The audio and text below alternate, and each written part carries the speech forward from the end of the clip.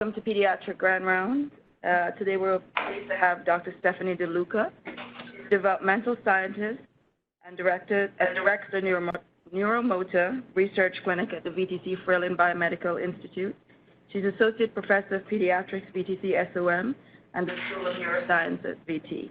Her research is focused on the impact of intense neurorehabilitation treatment on children and adults with neuromotor impairment for the last 25 years. She is currently the site PI and collaborator of the largest NIH-funded grant focusing on neurorehabilitation ever. She's the Director-at-Large of the American Academy of Cerebral Palsy and Developmental Medicine, and last year was a recipient of the Research Mentor Award from VTC SOM. Please join me in welcoming Dr. Stephanie Deluca. Thank you so much for having me. First, remind me, how long do we have, just so I... Okay, just wanted to make sure. So you always bring more material than you need usually. I tried not to do that, but anyway.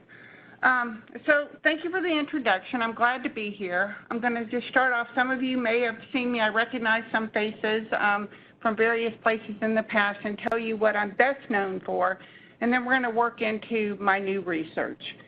So I am best known for developing something called pediatric constraint-induced movement therapy. How many people have heard of constraint-induced movement therapy? Okay, almost everybody. So it was a treatment that was developed originally for adult stroke patients, and I was part of the team that developed it for adult stroke patients, and one of my goals was to develop it for children. And, you know, everything that happens to adults happens to children, including stroke. And I became aware that there was a lot of children out there not receiving the types of services and rehabilitation that I thought could be advantageous for them. So literally, myself, Dr. Sharon Ramey, and a colleague by the name of Dr. Karen Eccles set out to develop a pediatric version of this intensive therapy. And what everybody knows about constraint-induced movement therapy is it involves constraint, right? So it involves when a stroke patient has a hemiparesis, it involves constraint of their stronger arm and hand. But what is less known is that it was also developed and designed to be an intensive therapeutic approach. So we've done lots of investigations through the years about pediatric CIMT, and we've investigated many different levels of dosage. And what we found to be most efficacious is if we do intensive bursts of treatment where we do 3 to 6 hours of therapy 5 days a week for 4 weeks. Okay? The other thing that's even less known than the intensity is the idea that CIMT, both in adults and children, was originally designed by people that came out of the behavioral literature. So they meant for treatment to be guided by operant conditioning or shaping techniques.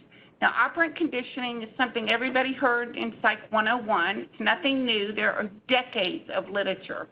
But what we've done is develop very specific protocols to use operant conditioning to guide the therapeutic activities that we do in these intensive therapy bursts. Now, of course, it is designed for children who have hemiparesis, so one side of their body that is weaker than the other. The most common diagnosis we think about that with adults is stroke, but in children there can be a whole host of etiologies that present with hemiparesis. And I would say the vast majority of my work has been around cerebral palsy as a broad diagnostic category versus just stroke.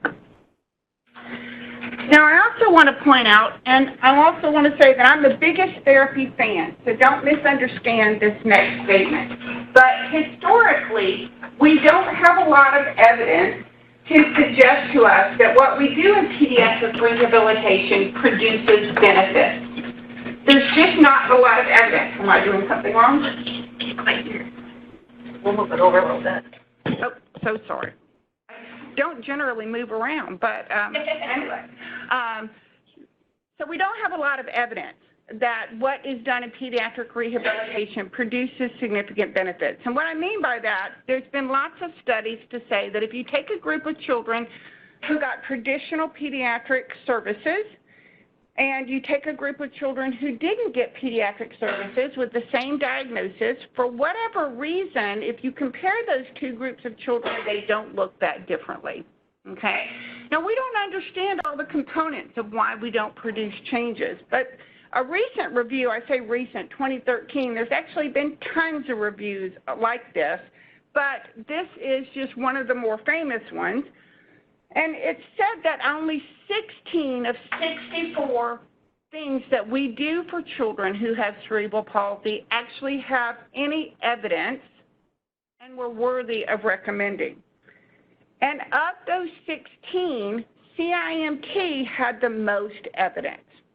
So this is a very well-researched treatment approach for children with hemiparesis at this point in time.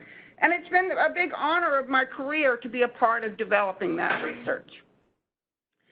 But there's still a lot of gaps in knowledge about CIMT, and I think that's why why it's not really translated routinely as a standard of care. Now, if you go out and you just Google CIMT, you will get tons of different protocols. So you'll get people that did 6 hours a day. You'll get people that just put a cast or a constraint on a child's stronger arm and hand, and they didn't do any increased therapy, and they'll call it CIMT. You'll get lots and lots of different protocols. So one of the things we've done more recently is to try to better operationalize and define what CIMT is. And this is, actually 7 years ago now, 6 or 7 years ago, we said that the CIMT, in order to be an efficacious treatment, had to have 5 components. Had to have the constraint, had to have high dosage, had to use shaping. It also had to be delivered in natural settings. Kids are very context-based, and it had to have a post-therapy plan, all right?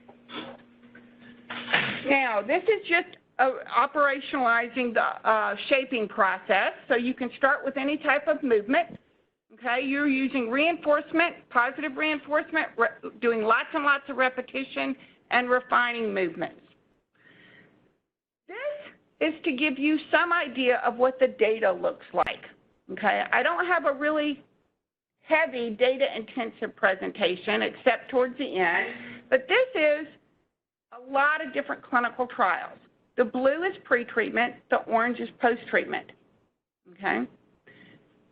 Everybody got CIMT except for this group. They got traditional services. So it's not that kids aren't changing, but you're getting more dramatic changes when you see these, when you use these intensive therapy bursts. All right. So I think this is how we need to think about rehabilitation in the future. I think this is the direction rehabilitation is going, is that we need to change our mindset into thinking how we can deliver treatment, intensive treatment first. Someone mentioned the largest pediatric trial that is ever been funded by NIH, and I am glad to say that we, right here at Virginia Tech, are leading that. Okay, these are all the other centers involved, although I think there's a couple of people we might still add here, the University of Alabama at Birmingham, but all of these centers right now are doing a protocol that is comparing that 3 to 6 hours in children who have perinatal arterial ischemic stroke. So it is not cerebral palsy at large. They have to have a very specific diagnosis. And what's exciting about this trial, a couple of things, is it's the first ever phase 3 trial, okay? So it means that if we find evidence for this approach, then we really need to take the next step and think about how to translate this into everyday hospitals and clinics everywhere. It is also one of the first infant trials. Most of the trials, the data that I showed you before, was targeted children between 2 and 8 years of age. This trial is targeting children between 6 and 24 months of age. So if we do this type of treatment approach very, very early, can we help change the developmental trajectory of these children and improve their motor skills? And as you know, with children in that age, your motor skills impacts your cognitive skills. It impacts a whole host of your learning capabilities. So we're actually testing to see if we do this treatment and it's efficacious, does it impact other developmental domains? All right. Now, it's also been an incredible honor of mine to train people in this type of therapy approach across the world. I've traveled to Vietnam, I've traveled to Ethiopia, I've been to various countries in Europe, and that truly has been a huge honor. Now, I have other interests. I'm also trying to develop intensive therapy for children with quadriparesis. We've done some work in that department. I hope keep my fingers crossed, we have a grant pending for that hopefully we got a good score on, but we won't know for sure until January. Of course, I just told you about my international work, and one of the things that brought me here was I'm interested in neuroscience. Of course, the Fralin Biomedical Research Institute has a big neuroscience component, and there's a lot of wonderful neuroscience researchers there. And so one of the things we hope to do is to better understand the impact and the changes that intensive therapy bursts can have on the brain. But all of that was kind of background, okay? The title of today's talk was Lessons Learned from Providing Decades of Intensive Rehabilitation or Neurorehabilitation, okay? I said that today's goals, one was going to be to describe the primary components needed for intensive pediatric rehabilitation therapies to be efficacious. I was going to try to tell you about some science for intensive pediatric rehabilitation. And I wanted to create a dialogue. That's the real reason I want to be here, about how we can make therapies more accessible and better for children in the Roanoke Valley. Because I've been here now and done a couple of clinical trials, and the biggest frustration of my career here is that I can recruit families from across the world to come and participate in a clinical trial in Roanoke, but I can't get local kids, and that frustrates me. So I want all of your help in how I capture the local kids that these types of clinical trials could help. All right, so I think when I think about the components needed for intensive pediatric rehabilitation to be efficacious, I think we have to shift the way we think about rehab. I think what we've done historically, whether you're talking about adults or children, is that we complete rehabilitation in brief periods of distributed practice. So in one of our clinical trials, we actually measured what children were getting if you just measured what they were getting across all of their services, the number of hours they were getting in traditional care. That came out to about 3 hours a week, okay? Now, that's up from about 15 years ago, the first time I measured it, when it was about 2 hours a week. So we're going the right direction. But when I say 3 hours a week, that's lumping physical therapy, occupational therapy, and speech therapy all together. Okay. So a lot of responses sometimes I get is, well, of course, if I follow kids around and I did intensive therapy, I could make more changes. I mean, that's probably the most common comment I get from therapists. Okay, so of course, if I had more time, I could do more good. Okay, and so I think that's probably the first thing I would say, is that we have to figure out how to redesign therapeutic practices so we can get these intensive therapies first. I also think we need to better define protocols. okay? Therapists do great work, but the things that guide them, the frameworks that have been developed are incredibly broad. We've got to bring some more specificity to what we're asking therapists to do.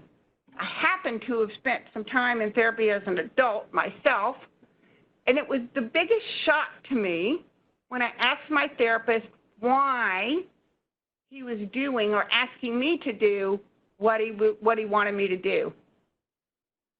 He said, well, because that's what's been shown to me.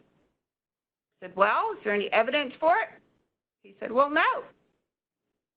It's a hand-me-down tradition right now, rehab is. You or a therapist is as good as their mentor sometimes, not because we have defined protocols that tell us what we should do. We've got to get better at that. Now, I understand that therapy is individualized, but that's not an excuse for trying to develop some protocols. And so this is just an example of some of the ways that we're beginning to try to frame how we describe what goes on in a therapeutic effort. Okay? So I think we need intensive therapy. I think we need to define protocols, but I also think we need specificity of training. What do I mean by that? Well, the two, I don't see a pointer. Maybe this is, if I'm scared to push anything. I don't want to turn this out. These two things are, this is the original theory that guided adult CIMT, and it was developed by Ed Taub, and it said that learned non-use is in part due to excessive disability because we can't target all of the available components to the central nervous system after damage. And this down here says the same thing for children, except for that it is about developmental disregard. And it says that CIMT does this not just by intensive training and by defining a protocol, but by being very specific. And all right, what about the science for the efficacy? Well, I've already talked to you some about that. I've shown you some of the results of our trials. But of course, there are lots of different ways that you can think about changes. And one of the most common questions we get is, what do we know from neuroimaging regarding intensive therapies? Well, of course, children with hemiplegia have disrupted white matter tract integrity, especially in the corticospinal and the thalamocortical radiation. And we know that sensation and motor responses are impacted. We also know that 30%, about a third of children with hemiplegia control their impaired side of their body with their ipsilateral hemisphere. Okay? Does this make a difference in CIMT? We actually see that CIMT can help reorganize the sensory motor system in both of these areas, okay? Adults with ipsilateral projections, when you look at, when you look at pre and post-treatment CIMT in adults, actually where you get most of the changes in the brain is on the ipsilateral side. In children, it's a bit of a mix, all right? We know that the tract integrity can change in response to CIMT. I just said that. I'm getting ahead of my slides. And we're beginning to better understand through that we can change sensory motor coordination, all right? But you see, this says it's with EEG studies. In truth, neuroimaging findings, especially with children, are still very limited. It's hard to do imaging with kids. What do we do when we want to image a kid? We sedate them. It's hard to tell what is activating with regard to movement when we sedate them, right? So it's real. We have a lot of limitations. One of the recent theories, just to give you a an idea of what people are thinking is that some people suggest that the larger lesions actually do better than smaller lesions, and this is why. So typically development, you start off with motor projections on both sides. Motor projections are in blue here. Sensory projections are in green. You start off in infancy with motor projections on both sides, and then as development occurs, you begin to prune away those processes, so you naturally develop a hemispheric dominance. In larger lesions, the argument is that that same thing occurs. The pruning is just artificially takes place because of the lesion. So you end up with hemispheric dominance. It just might be on the ipsilateral side. And that children with smaller lesions actually struggle because in the brain's quest to hold on to as much function as possible, all of the pruning doesn't take place. So you end up with a lot of mirror movements and compensatory behaviors that interfere with the natural course of the developmental control between the two sides of the body. Now, this is not proven. This is just a theory currently. What about outside of stroke? In fact, CIMT and other intensive rehabilitation is going well beyond just stroke. This is a paper that talked about intensive rehabilitation for multiple sclerosis. There are lots of others that are talking about how we can use shaping to enhance motor learning. And there's even some idea that intensive therapy that is multidisciplinary can produce neuroprotective factors. One paper showed for Parkinson's, but this, of course, is important when you're talking about infants who have had damage. Can we create neuroprotective factors if we do the right kind of therapies at the right point in time as they develop? So I think that if I think about what pediatric constraint-induced movement therapy means, it means all of these things. But as I said, there's still lots of gaps. The two questions that I get is that people don't want to use a constraint. What role does the constraint play? And is there an optimal dosage? Okay. We're still investigating that. So I'm going to give you some hot off the presses findings, not published yet, just presented at a meeting. We are finishing up a trial that involved 3 different centers. I think that's on my next slide. And we compared what we called a high dosage, 3 hours a day, 5 days a week, 4 weeks, to 2.5 hours a day, 3 days a week. We compared 2 different types of constraint, a cast, a full-time cast, to a constraint that went on and off during therapy, a splint. Okay. We also threw usual and customary care in there, so children were randomized to 5 groups. Right. Across all of the outcome measures we looked at, if you just across all of them, the biggest story is dosage. Okay. The 2 high dosage groups do better than the low dosage groups and better than usual and customary. And I can show you that at post-treatment. I can show you that at 6 months.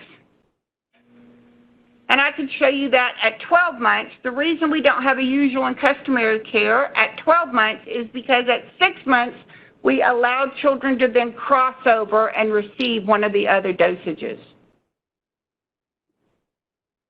Okay? But what about, are there differences between types of constraint?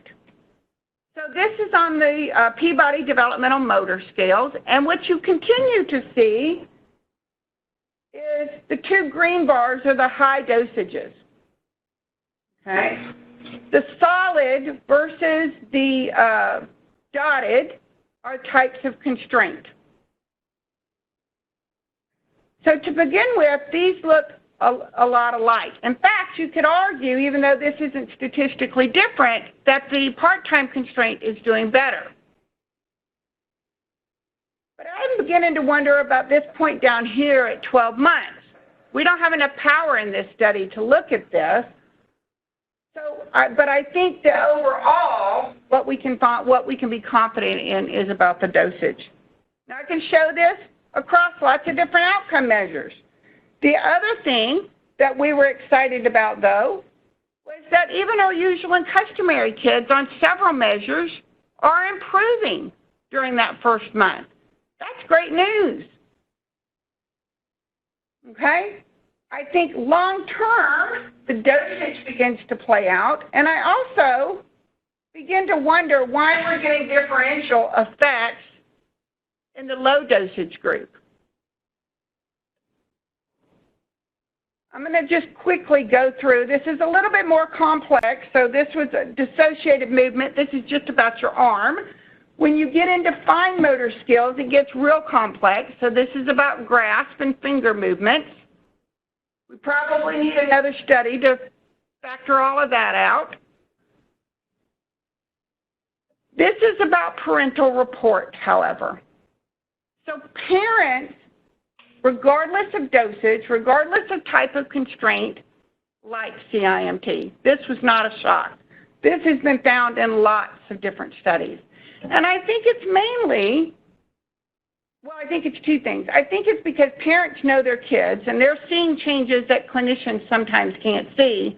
But I also think that it's because parents are more invested in wanting to find things that can be efficacious for their children. All right? So this is another parental report. I'm happy to go through all of these data slides in particular with anybody. I just am not going to go into specifics because I want to get through everything and leave some time for questions. All right?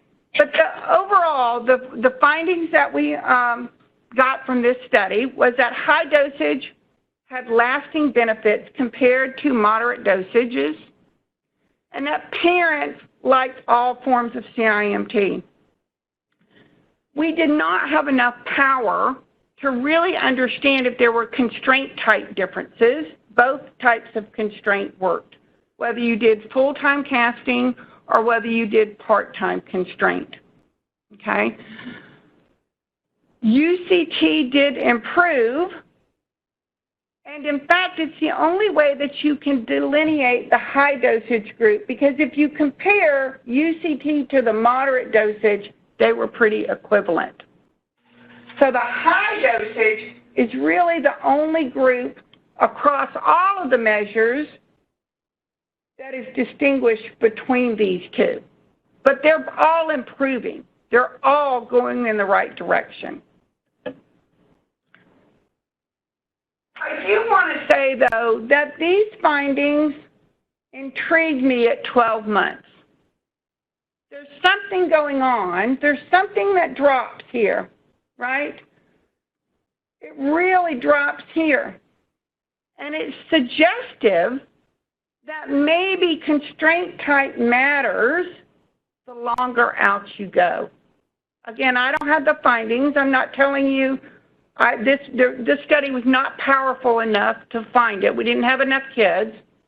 But I look at that and I look at all the changes, and that drop happened in not just one outcome measure, it happened in several outcome measures.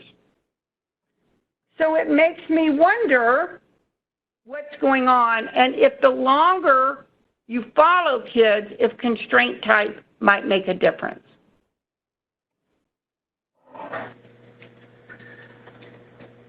So all of this is to say that I think we need to think about shifting our conceptual framework about neurorehabilitation.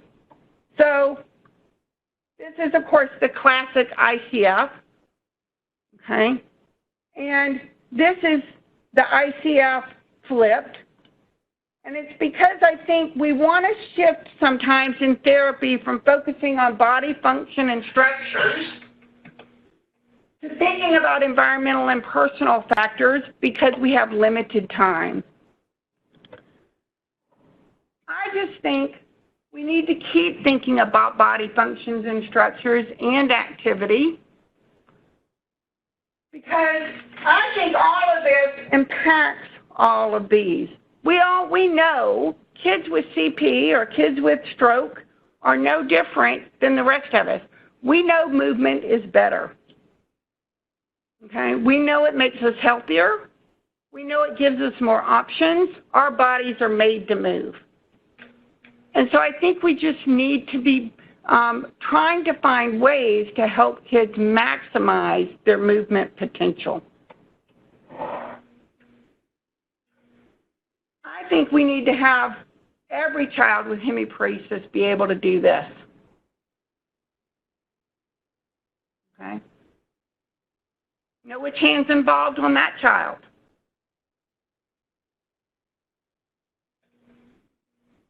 Any guesses? He's a hemiparetic kiddo. He came to us, he was fisted like this. This is right. But does the dirt on the left hand, is that really what gives it away? Still pretty good, though.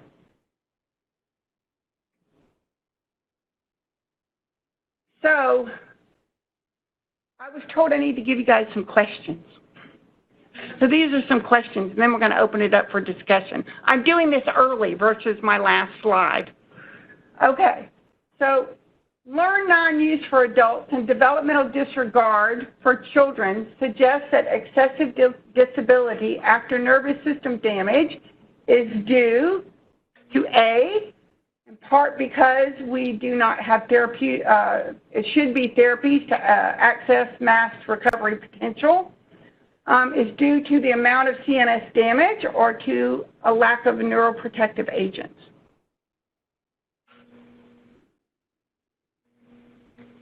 Could it be all of them? Could be all of them. I think I was thinking about the theories themselves. What did they suggest? Huh. It is A. Sorry, I didn't mean to be, or I guess I didn't think that one through well. Apologize. But that's what they suggest, is that it's because we don't have therapies to access the masked recovery potential. See if I do better. All right, recent findings suggest that dosage impacts for pediatric rehabilitation may become most apparent at which of the following time points: immediately after treatment or during long-term follow-up.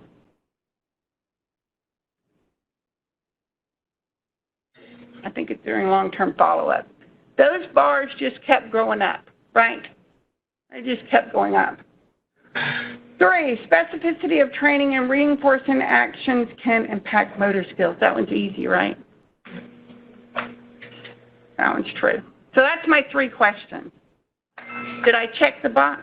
Okay, I checked the box. Good deal. All right.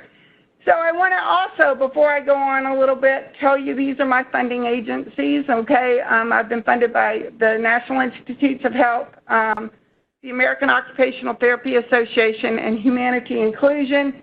And I also have to recognize my entire team because I didn't do any of this alone. It takes a whole herd of people, and these are just the most important in that group, okay? I've told you about the new study for children who have had stroke. That's called I Acquire. I told you I have a study that I hope is funded for working with children with quadriparesis. I also have a study that has been funded to look at children who have excessive motor movements. So children who have microcephaly sometimes have the over-exaggerated extensor pattern. Or we've worked with some children who have connectoris, so they have hyperkinetic movements. these are all studies that I'm going to be actively recruiting for. And I want to know how I can get children here. I also would do my med students a disservice if I didn't mention that they're looking for children with neuromotor impairments to do some testing, not studies, but to do some testing about doing some psychometric studies and also some fMRI studies. So I want to know, I've got some flyers up here. If you know kids that might be appropriate for these studies, I'd love to talk to you or love to provide you information. But I really want to know how we can change and talk about a dialogue for kids here in the Roanoke Valley. I recognize the barriers to intensive therapy. Do not misunderstand me. I know there are tons of barriers, but I also know that there are a lot of evidence in support of intensive therapies at this point, and there are centers around the country that are changing their rehab units to function in intensive therapy burst. And so I want to begin to have that discussion about how we can do that here, how we can maximize what children receive and help children reach their maximum potential. And with that, I'll open it up for questions. I don't think I had any more slides. That was good. Ada? Oh, you're bringing a, I'm so sorry. Actually, you can hear that. That was on the phone. Thank you. Thank you. Thanks for that discussion. I had a question. Can you define for me what is shaping? So shaping is operant conditioning. So using reinforcement, and I can go back. So there's a long history of something called operant conditioning in the movement literature. That's why I shouldn't put animations in my slides, right? I thought it was really close. I was wrong.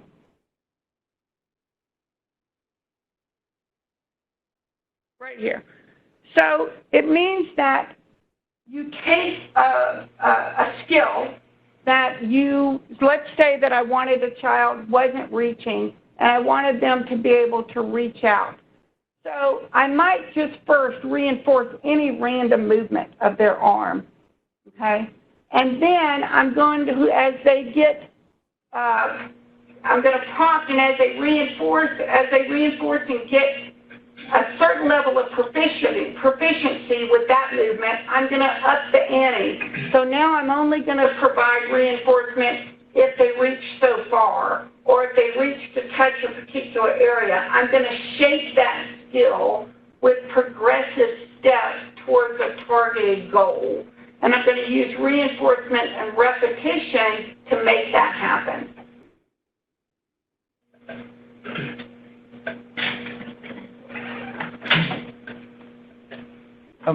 When in the high dose versus low dose state, what's the dose for the usual group? They got 3 hours of therapy a week, so we measured it. We didn't provide it. We measured what they got for the. We asked them to report on what they got from pre-prescribed services. The other groups. Mm-hmm. So how do you know it's like the type of therapy as opposed to just the time? I don't know. Well, let me say, I don't.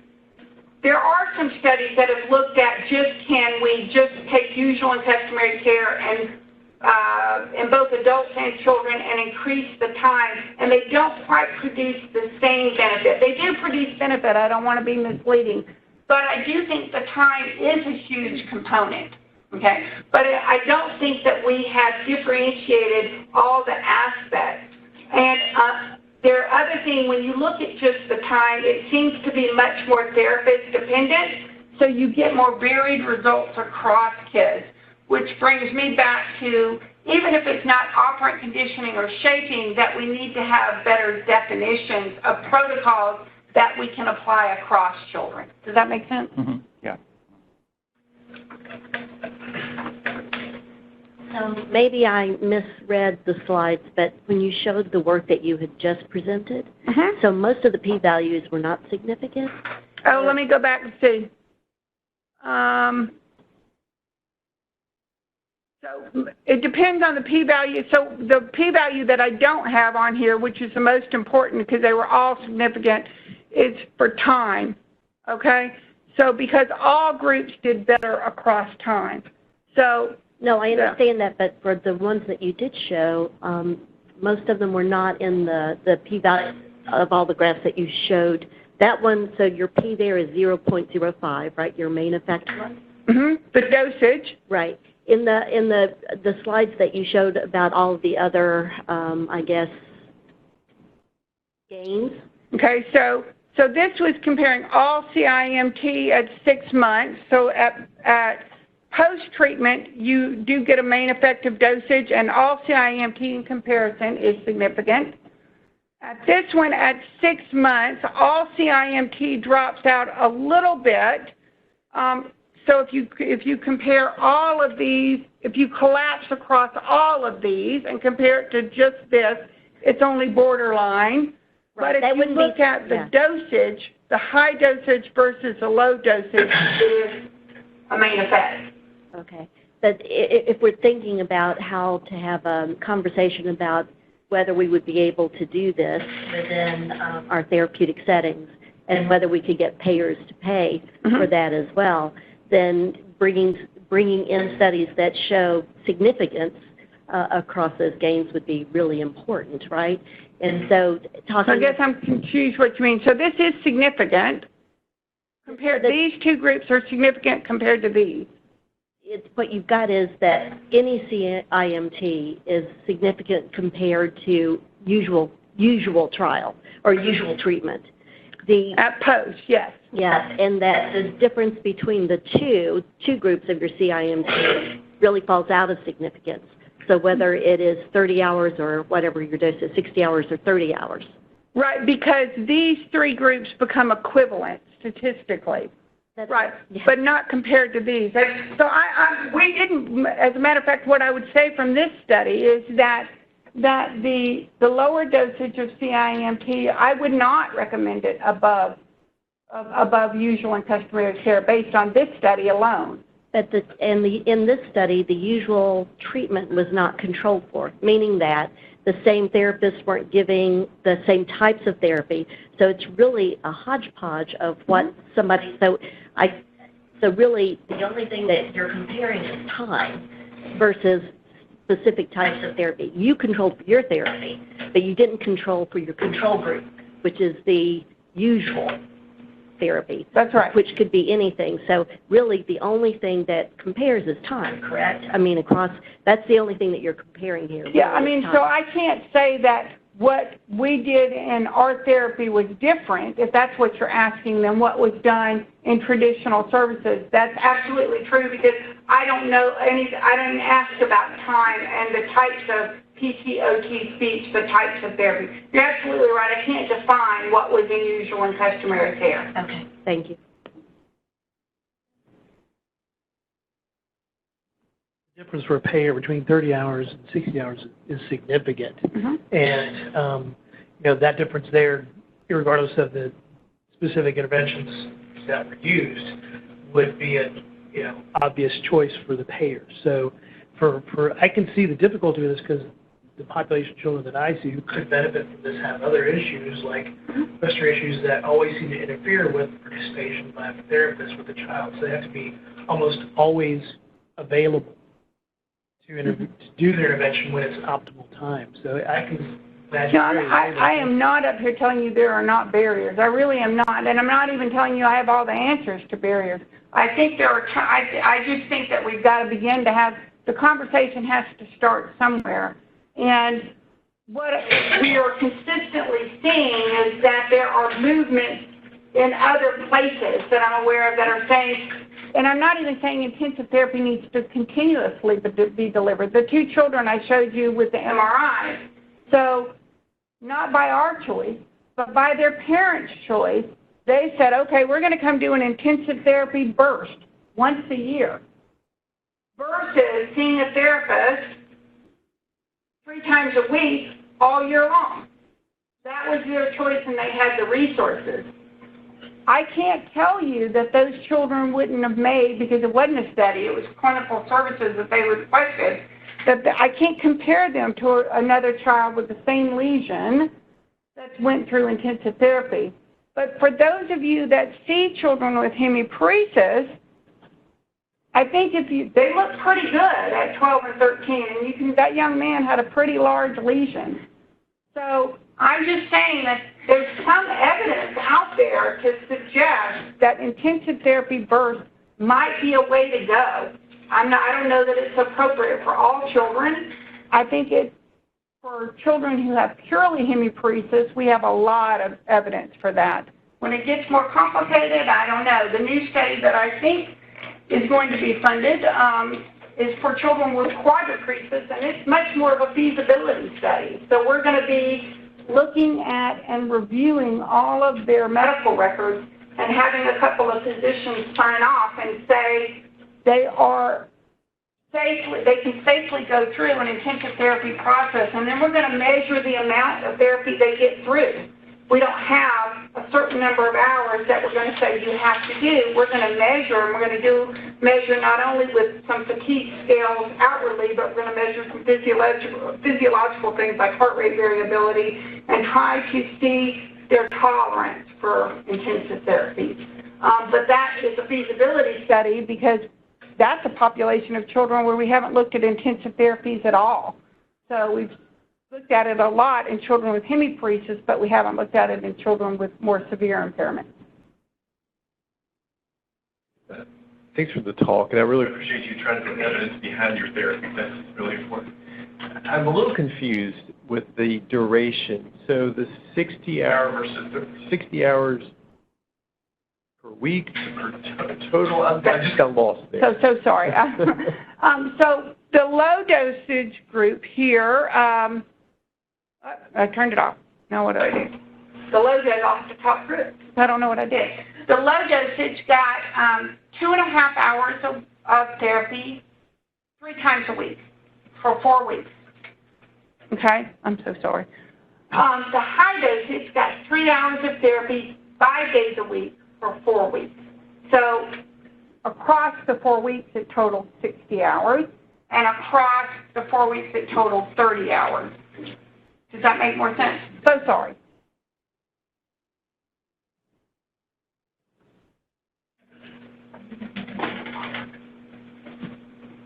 So in terms of constraint-based therapy, at what age do you kind of see that it doesn't make a difference? Because I imagine in an older kid, you tell them, okay, we want to work on your left arm, and they work on it. What age do you kind of see that benefit drop, I guess? So age effects have not consistently, and I think it's because we don't have the power in most studies to really differentiate age effects. So I can't really answer that scientifically, but I would say that, remember, all of this came from adults. So it actually started in working with adults with constraints. So I think that that's evidence that you can have some efficacy with the right protocol and the right preparation of maybe an adolescent or something along those lines. You know, I had an adolescent when I was still at UAB actually come to us and say, okay, I've investigated the adult models. They're going to put a constraint on you that's going to come on and off. I want to know what you're going to do. I said, well, I'm going to put a cast on you and it's not going to come off. He left. He came back. He said, well, if I'm going to do this, the only way I'm going to cooperate is if you put the cast on me. So go ahead. That was his choice. But I don't think most adolescents would say that. I think he was at a point where he really wanted to work on this.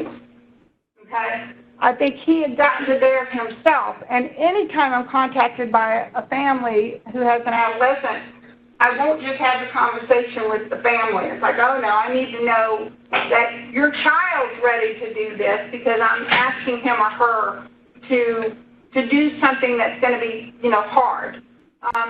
But I don't know that I can say it can't be efficacious for an adolescent because it came from adults. And the longest chronicity period that I ever saw changes in a patient was they were 18 years post-stroke, and then that was in an adult. Any more questions in the room? I'm going to unmute the phone, see if anyone on the line has a question.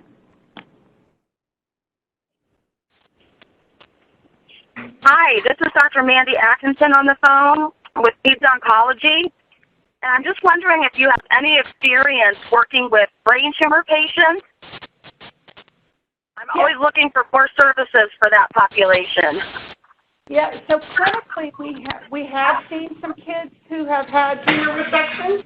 So we have seen that clinically. I don't have any studies where they would be appropriate, but clinically we have seen that, and it's been, I think it's a little bit more, it can be efficacious, but you need to think about many other variables of where that child's at that point in time. Just like with TBI, police have sometimes tried to just what's going on.